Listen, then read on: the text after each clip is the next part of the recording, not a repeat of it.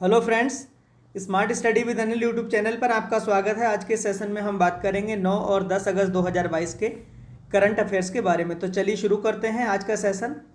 किसके द्वारा आज़ादी के 75 साल पूरे होने पर देश की उपलब्धियों का जश्न मनाने के उपलक्ष्य में इंडिया की उड़ान नामक एक ऑनलाइन परियोजना शुरू की गई है?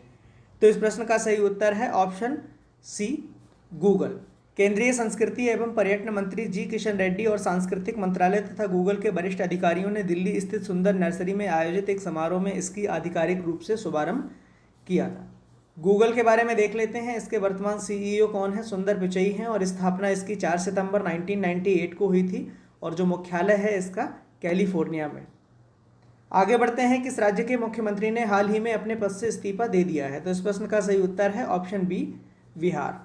सियासी संकट के बीच जदयू नेता नीतीश कुमार ने राजभवन में राज्यपाल फागू चौहान से मुलाकात कर उन्हें अपना इस्तीफा सौंपा है। बिहार इसकी राजधानी पटना है और वर्तमान में राज्यपाल कौन है? फागू चौहान। आगे बढ़ते हैं। केरल स्थित कौन सा बैंक नए टैक्स प्लेटफॉर्म पर आयकर विभाग के टिन 2.0 मंच पर अपने पेमेंट गेटवे मंच को सूचीबद्ध करने वाला पहला बैंक बन गया है? तो इस प्रश्न का सही उत्तर है option C, Federal bank.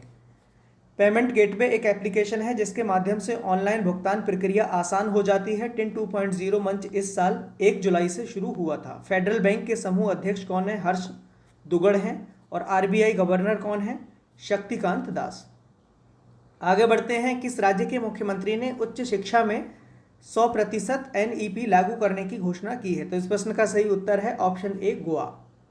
Goa के मुख्यमंत्री प्रमोद सावंत ने घोषणा की है कि राज्य सरकार राष्ट्रीय शिक्षा नीति एनईपी की तर्ज पर उच्च शिक्षा संस्थानों में पाठ्यक्रम का 100% लागू करेगी।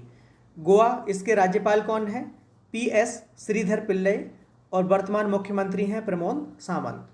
आगे बढ़ते हैं। गुस्तावो पेट्रो ने किस देश के पहले वामपंथी राष्ट्रपति के रूप में शपथ ग्रहण की है? तो इस प्रश्न का सही उत्तर है ऑप्शन बी, कोलंबिया। कोलंबिया इसकी राजधानी बोगोटा है और मुद्रा क्या है? कोलंबियाई पेसो। आगे बढ़ते हैं। बर्मिंघम कॉमनवेल्थ गेम्स 2022 में भारत ने कुल कितने पदक हासिल किए हैं? तो इस प्रश्न का सही उत्तर है ऑप्शन सी, 61 पदक, जिसमें 22 गोल्ड हैं, 16 सिल्वर मेडल और 23 ब्रॉन्ज मेडल हैं। 61 पदों के साथ भारत पदक तालिका में चौथे स्थान पर रहा। टैली में शीर्ष स्थान पर ऑस्ट्रेलिया, इसके बाद इंग्लैंड और तीसरे नंबर पर कनाडा रहा और चौथा स्थान भारत का आया। भारोत्तोलक मीराबाई चानू ने 49 किलोग्राम वर्ग में राष्ट्रमंडल खेल 2022 में भारत का पहला स्वर्ण पदक जीता था। पैडलर शरत कमल ने टेबल टेनिस पुरुष एकल प्रतियोगिता में राष्ट्रमंडल खेल 2022 में भारत का आखिरी स्वर्ण पदक जीता है। आगे बढ़ते हैं। कॉमनवेल्थ गेम्स 2022 में भारतीय महिला क्रिकेट टीम ने कौन सा पदक जीता है?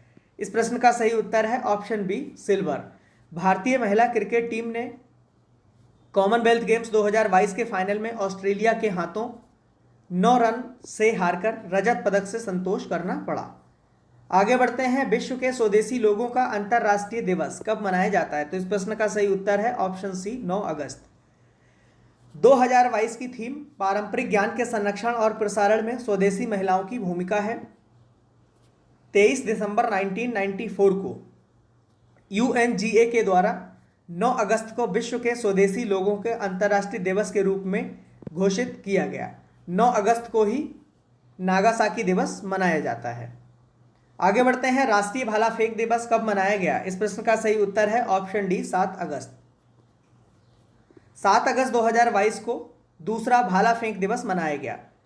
एथलेटिक्स फेडरेशन ऑफ इंडिया ने 10 अगस्त 2021 को प्रतिवर्ष 7 अगस्त को राष्ट्रीय भाला फेंक दिवस के रूप में मनाने की घोषणा की थी, क्योंकि 7 अगस्त 2021 को ही नीरज चोपड़ा ने टोक्यो ओलंपिक 2020 में भाला फेंक में प्रतिस्पर्धा में देश के लिए पहला स्वर्ण पदक हासिल किया था। आगे बढ़ते हैं। हाल ही में किसे लद्दाख के सर्वोच्च नागरिक सम्मान से नवाजा गया है? तो इस प्रश्न का सही उत्तर है ऑप्शन ए, दलाई लामा। लद्दाख स्वायत्त पहाड़ी विकास परिषद द्वारा तिब्बती आध्यात्मिक नेता दलाई लामा को डीपल RNGM डस्टन पुरस्कार प्रदान किया गया है। उन्हें मानवता, विशेषकर लद्दाख क्षेत्र में उनके अपार योगदान के लिए ये सम्मान उन्हें प्रदान किया गया है। आगे बढ़ते हैं।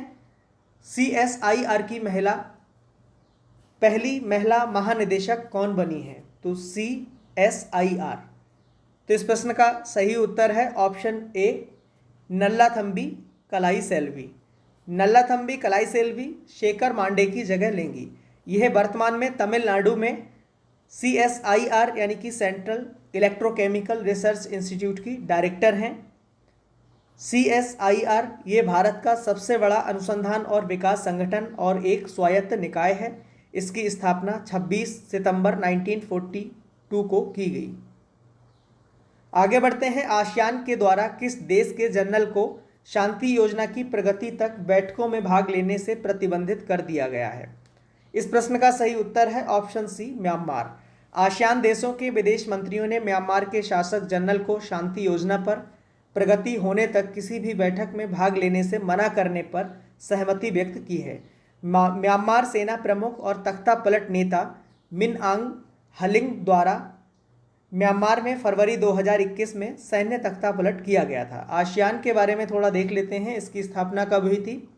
8 अगस्त 1967 को।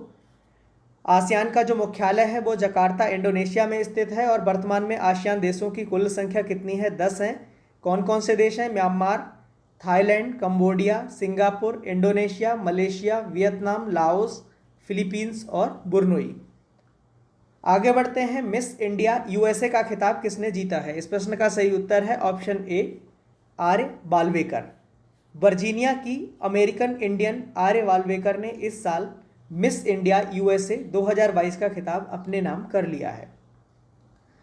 आगे बढ़ते हैं। नई दिल्ली में आयोजित नीति आयोग की गवर्निंग काउंसिल की 7वीं बैठक की अध्यक्षता किसने की? इस प्रश्न का सही उत्तर है ऑप्शन बी, नरेंद्र मोदी।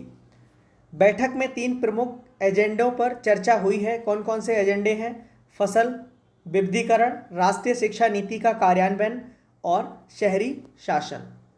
आगे बढ़ते हैं। भारतीय रिजर्व बैंक यानी RBI ने 7 अगस्त 2022 को निर्देशों का पालन न करने के लिए किस बैंक पर 32 लाख रुपए का जुर्माना लगाया है? इस प्रश्न का सही उत्तर है option B, Indian bank.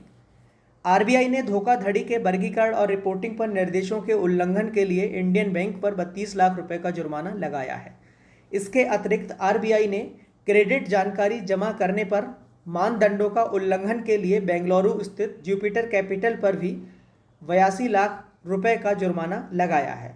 Indian bank के वर्तमान CEO कौन है? शांतिलाल जैन। भारतीय रिजर्व बैंक यानी कि RBI के बारे में देख लेते हैं।